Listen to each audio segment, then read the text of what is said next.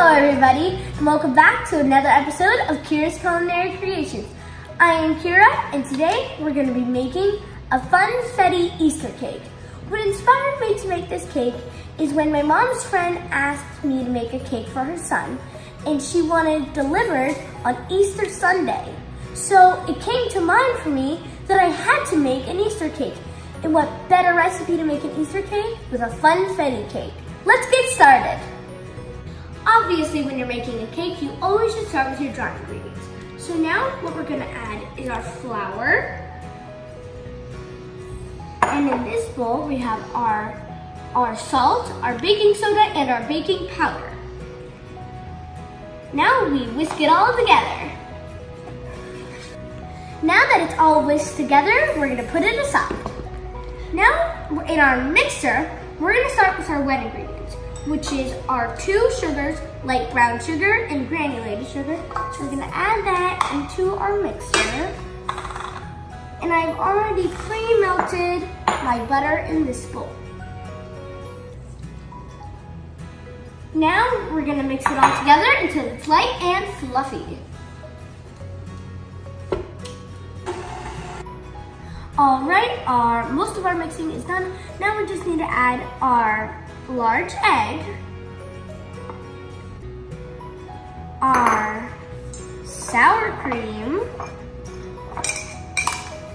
and so if you don't know what a confetti cake is, a confetti cake is basically a vanilla cake, a classic vanilla cake with a delicious sprinkle addition inside.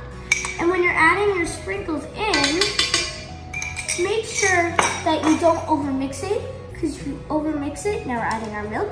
If you overmix it, then the colors will bleed into the cake and it won't look as funfetti-ish. Now we're gonna add our vanilla extract and mix it all together.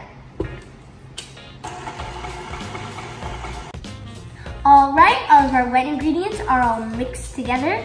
Now we need to add our dry ingredients. When you're adding your dry ingredients to your wet ingredients and you're using an electric mixer like I am, you usually add half, let it mix up, and then add the rest so that it doesn't poof back at you, because then you're gonna get all those important ingredients in your eyes. So we're gonna add about half of it. That's about half. We're gonna help the rest of it in. And now we're gonna mix it all together. Okay, now that that's all mixed, we're gonna add this. And when you're adding all your dry ingredients, they mix for about a total of 1 minute.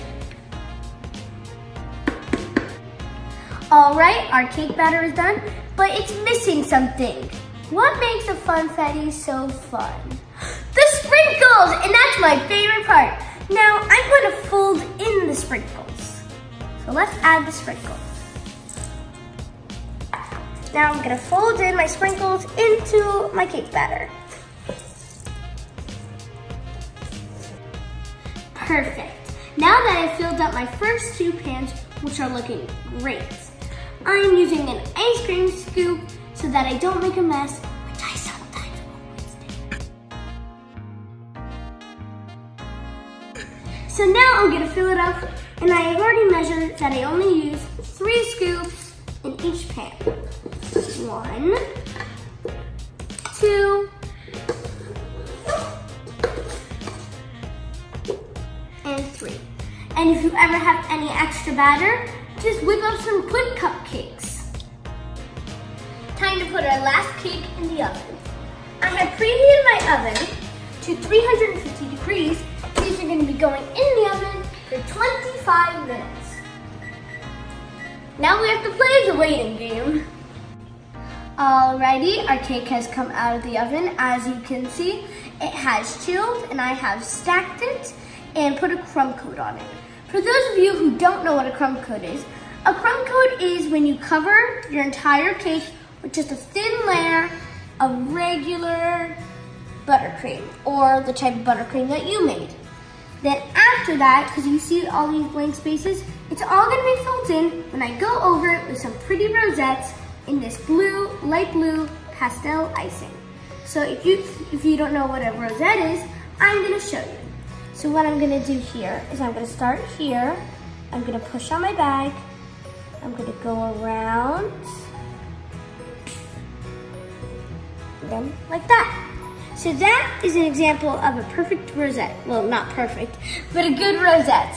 So I'm gonna do this all around the sides, and then we're gonna start decorating the top of the cake.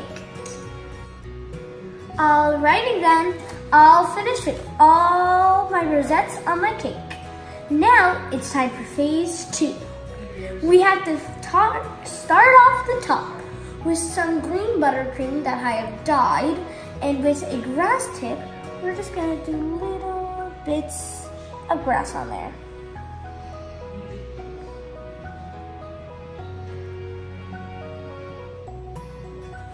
And it's okay if they start to collapse, because that makes it more like actual grass. If you want to go look outside and check that out, feel free to.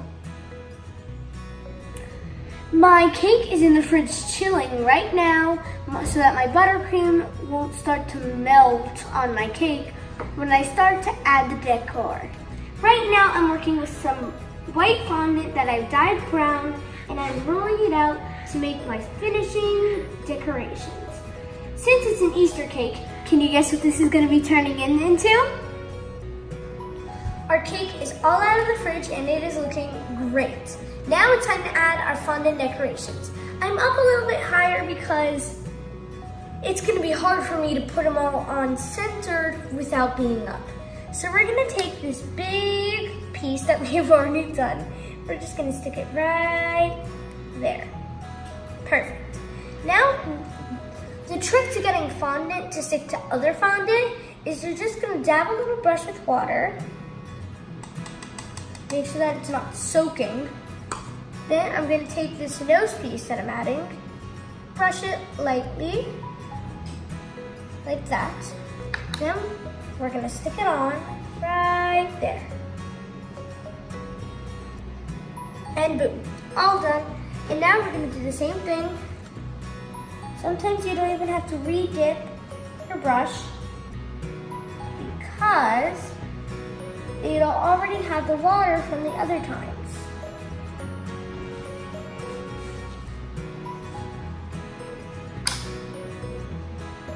Now we're going to stick our ears under there.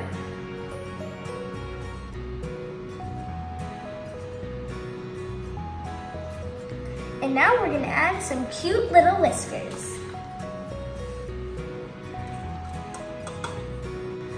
Time to add our final decoration. We're going to finish it off with a bow tie. But what's Easter without Easter eggs? Let's add some cute little Easter eggs on there. All done! Here's our delicious Easter cake. I can't cut into it and taste it because it's for a party, but I will let you know on my Instagram how delicious it was. Thank you for watching a new episode of Kira's Culinary Creations. I am Kira, and it's time to say goodbye. Bye!